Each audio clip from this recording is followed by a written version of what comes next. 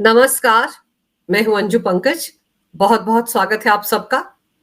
शराब घोटाले के चक्कर में दिल्ली के सीएम अरविंद केजरीवाल ना शीश महल के रहे हैं, ना आम आदमी पार्टी के। तो सदमे में चले गए हैं एक बार फिर से अरविंद केजरीवाल और उनकी पार्टी के तमाम नेता और दिल्ली के वो लोग जिन्होंने आम आदमी पार्टी को वोट दिया था मुफ्त की रेवड़ियों के चलते। और देखिए, मुफ्त की रेवड़ियों के चलते आजकल कैसे हाहाकार मचा हुआ है पानी की एक एक बूंद के लिए। लेकिन अरविंद केजरीवाल को बुधवार को जोरदार झटका इसलिए भी लगा कि एक तो उनकी न्यायिक हिरासत को 3 जुलाई तक बढ़ा दिया गया, साथ ही साथ उनका एक और सहयोगी विनोद चौहान, जिसे मई में ईडी ने गिरफ्तार किया था, उसकी न्यायिक हिरासत को भी 3 जुलाई तक बढ़ा दिया गया है। अरविंद केजरीवाल और विनोद चौहान के बीच कितनी गहरी दोस्ती थी, इसका खुलासा खुद ईडी ने पिछली सुनवाई के दौरान भी किया था। दोनों के बीच की व्हाट्सएप चैट और अलग अलग एप्स पर जो दोनों के बीच बातचीत हुई थी, उससे पता चलता है कि दोनों के बीच गहरी दोस्ती थी। इतनी गहरी दोस्ती थी कि अरविंद केजरीवाल विनोद चौहान के जरिए पटना के एक जज से मिलने की कोशिश कर रहे थे।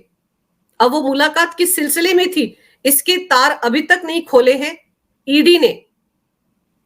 अब वो मुलाकात क्या किसी दूसरे जज को प्रभावित करने के लिए हो रही थी?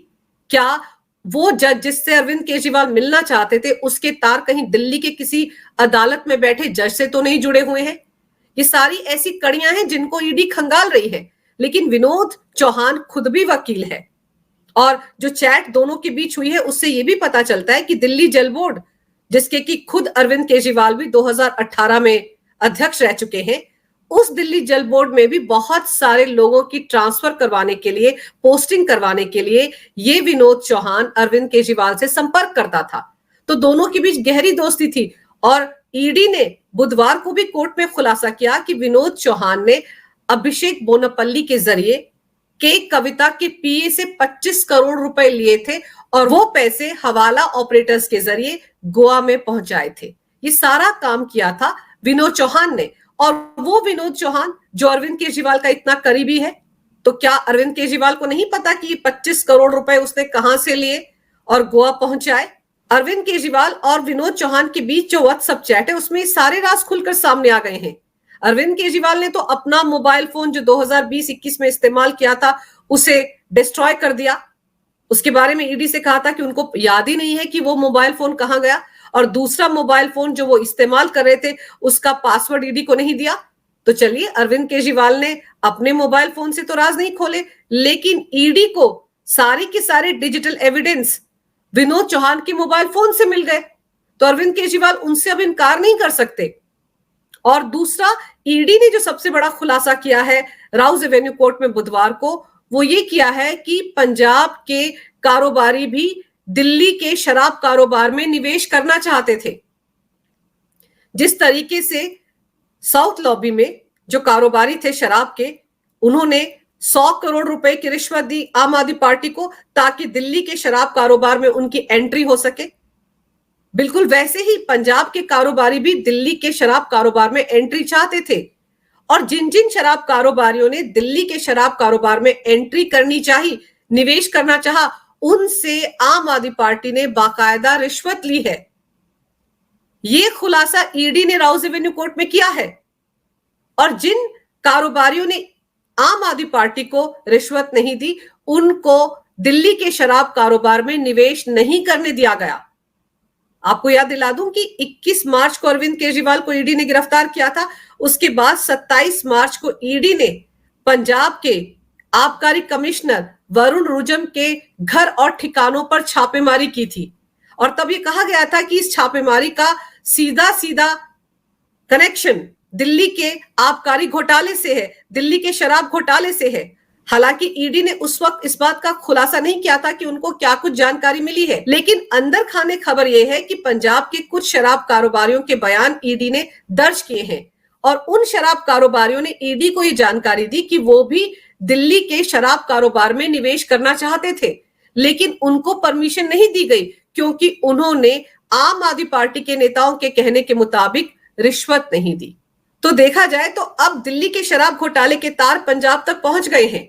वैसे भी ईडी ने अपनी चार्जशीट में इस बात का खुलासा किया था कि जब मनीष सिसोदिया दिल्ली के आबकारी मंत्री थे, दिल्ली के डिप्टी सीएम थे, उस वक्त उनके आबकारी विभाग में जो पीए थे सी अरविंद, उन्होंने मजिस्ट्रेट के सामने अपना बयान दर्ज करवाया था और उसमें इस बात का भी खुलासा किया था कि पंजाब के आबकारी कमिश्नर अपने कुछ अधिकारियों के साथ मनीष सिसोदिया से मिलने के लिए उनके घर पर आए थे और उनके साथ आम आदमी पार्टी के सांसद राघव चड्ढा भी थे।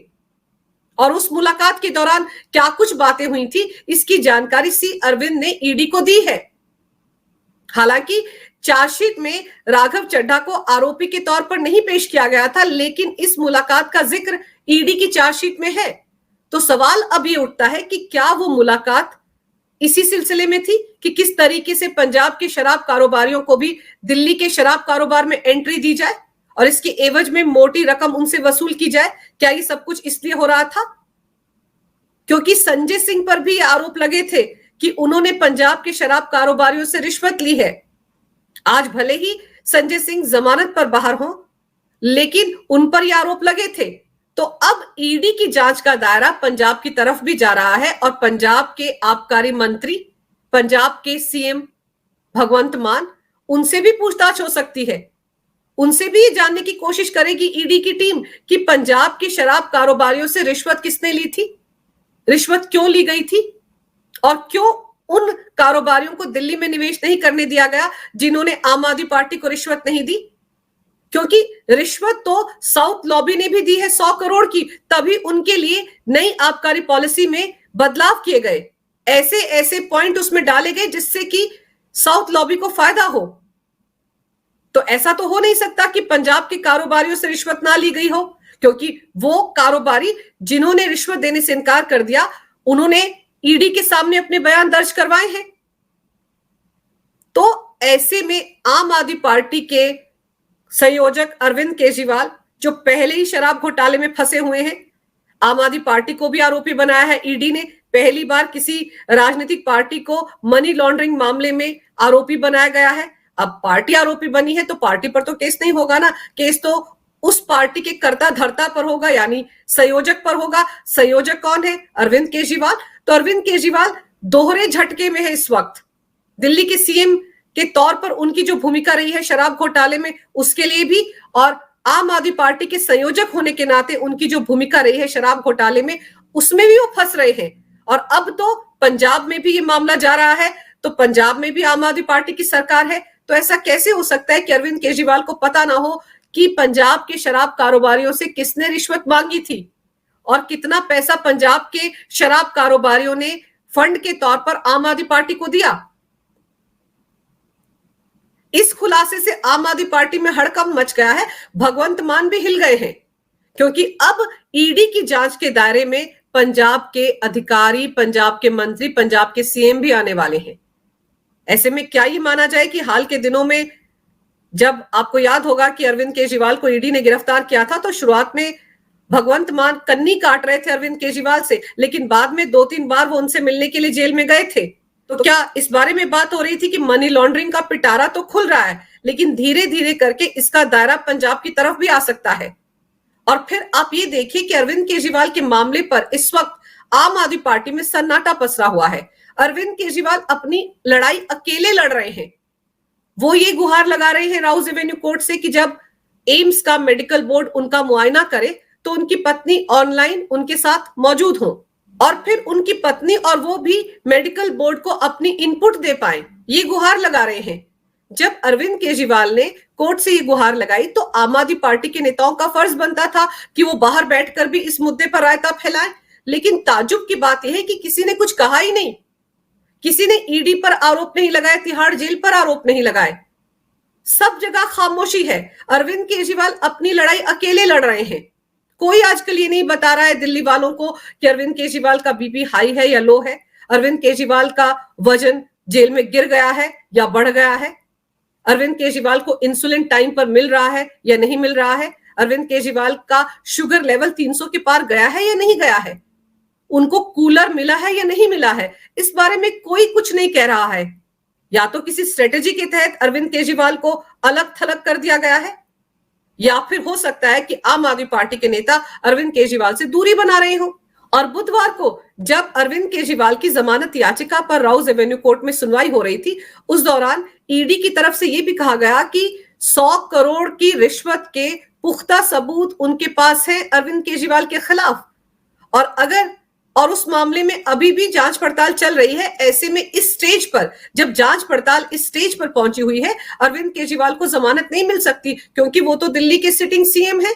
बाहर जाकर वो कुछ भी कर सकते हैं, किसी को भी डरा सकते हैं, किसी को भी धमका सकते हैं, जो सबूत है उनसे छेड़छाड़ भी कर सकते हैं, इसलिए उनको जमानत नहीं मिलनी चाहिए। और दूसरी तरफ अरविंद केजरीवाल के वकील की तरफ से कहा गया कि ईडी के पास उनके खिलाफ कोई पुख्ता सबूत नहीं है। उनकी तो गिरफ्तारी भी कुछ गवाहों की गवाही के आधार पर की गई है, जबकि ईडी की किसी भी चार्जशीट में अरविंद केजरीवाल का नाम आरोपियों की लिस्ट में नहीं है। और फिर ईडी ने जो उन्हें गिरफ्तार किया है उसको चुनौती दी गई है सुप्रीम कोर्ट में, उस पर अभी सुनवाई होना बाकी है। और सुप्रीम कोर्ट ने ही ये कहा था कि अरविंद केजरीवाल अपनी रेगुलर बेल के लिए निचली अदालत का दरवाजा खटखटा सकते हैं, इसीलिए अरविंद केजरीवाल जमानत मांग रहे हैं और उनको जमानत मिलनी चाहिए। लेकिन ईडी ने जिस तरीके से पंजाब के शराब कारोबारियों को लेकर खुलासा किया है, उससे अरविंद केजरीवाल की दिक्कतें बढ़ गई हैं। अब अरविंद केजरीवाल बहुत जल्द बाहर आए, इसके आसार ना के बराबर हैं। और तिहाड़ जेल प्रशासन से राउज एवेन्यू कोर्ट ने जवाब मांगा था कि क्या अरविंद केजरीवाल की मेडिकल बोर्ड के सामने पेशी के दौरान उनकी पत्नी की मौजूदगी हो सकती है ऑनलाइन, वो इनपुट दे सकती हैं मेडिकल बोर्ड को। इस पर जवाब मांगा गया है तिहाड़ जेल प्रशासन से। वो जवाब फाइल तो कर दिया गया है, लेकिन उस जवाब में है क्या, इसका खुलासा बुधवार को नहीं हो पाया। और दूसरी तरफ देखिए, आतिशी सिंह, जो कि दिल्ली में इस वक्त सबसे वरिष्ठ मंत्री हैं, नंबर 2 है अरविंद केजरीवाल के बाद दिल्ली सरकार में, वो दिल्ली वालों को पानी के संकट से निजात दिलाने की बजाय खुद धरने पर बैठने की तैयारी में है। उनका कहना है कि 21 जून तक अगर दिल्ली वालों को पर्याप्त पानी मुहैया नहीं करवाया गया तो वो सत्याग्रह पर बैठ जाएंगी, अनशन पर बैठ जाएंगी। अब आप बताइए कि कहां तो आतिशी सिंह को इस संकट से दिल्ली वालों को निजात दिलाने के लिए दिन रात काम करना चाहिए, टैंकर माफिया पर लगाम लगानी चाहिए, पानी की लीकेज कहां हो रही है इस पर ध्यान देना चाहिए। और अगर पानी टैंकर्स के जरिए लोगों तक पहुंचाया जा रहा है तो वो पानी पाइप्स के जरिए क्यों नहीं पहुंचाया जा सकता।